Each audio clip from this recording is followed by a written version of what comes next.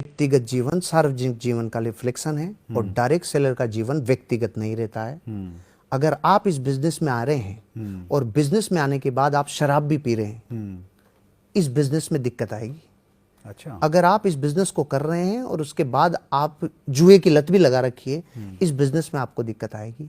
आप अपने जीवन में वो काम करेंगे जो मूल्यों के खिलाफ है, इस बिजनेस में दिक्कत आएगी।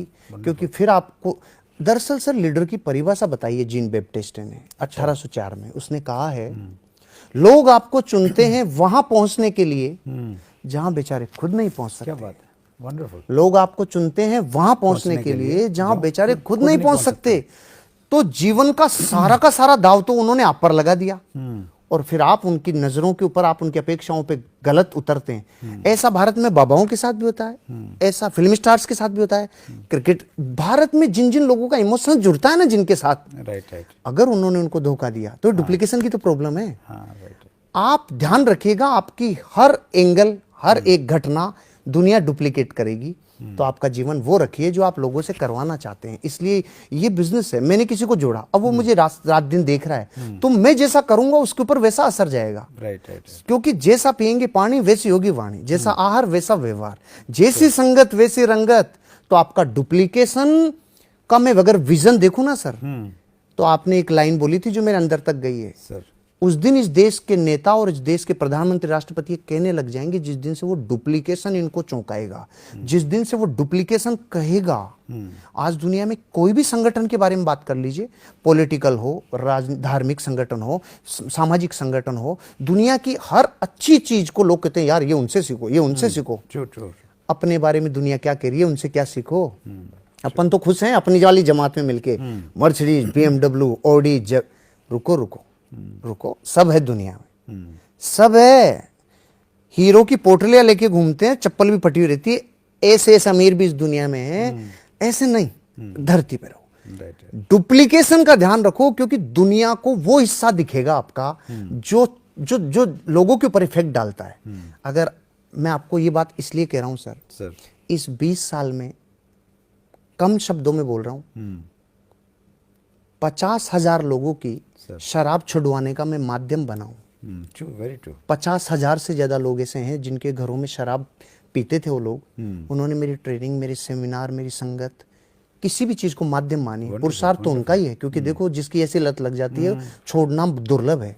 मेहनत उनकी, ताकत उनकी, मेरा किया हुआ नहीं है। लेकिन मैं माध्यम बन पाया इस बात के लिए। मैं इस इंडस्ट्री में मैं नहीं होता तो मैं किसकी तो छुड़वा लेता, किसकी लगवा लेता, घर पे बैठा रहता।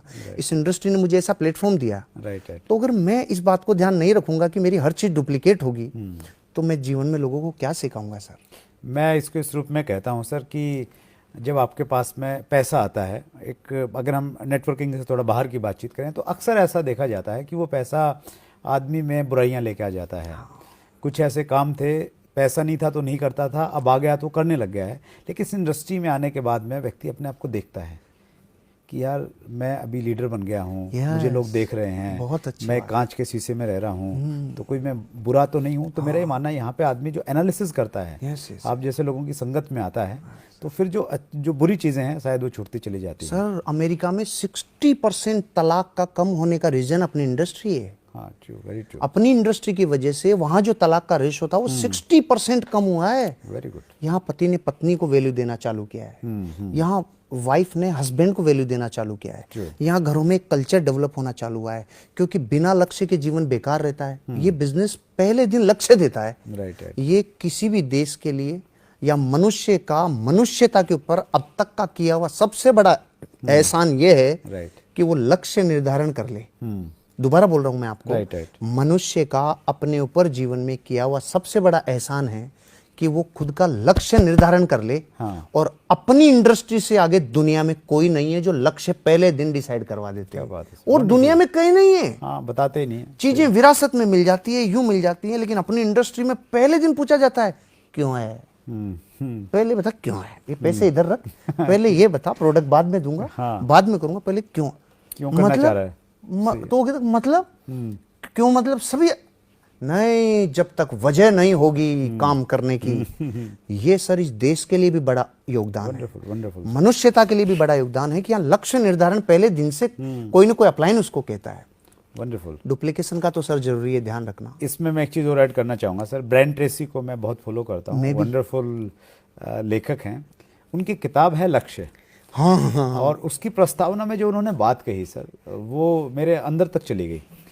वो कहते हैं कि मैंने अपने जीवन में दर्जनों किताबें लिखी हैं, बहुत सारे देशों में मैंने वर्कशॉप किए, और मेरा जो ड्यूरेशन रहा है ट्रेनिंग वर्कशॉप का वो 15 मिनट से लेके और 5 दिन तक का रहा है। ओके। और इतना सब कुछ करने के बाद में अगर आज कोई व्यक्ति मेरे से ये कहे कि आप सिर्फ एक लाइन में सफलता की परिभाषा बताओ कि सफल होने के लिए क्या करना चाहिए, तो लिखते हैं कि मैं एक लाइन बता सकता हूँ, और वो फिर एक लाइन उस किताब में लिखते हैं।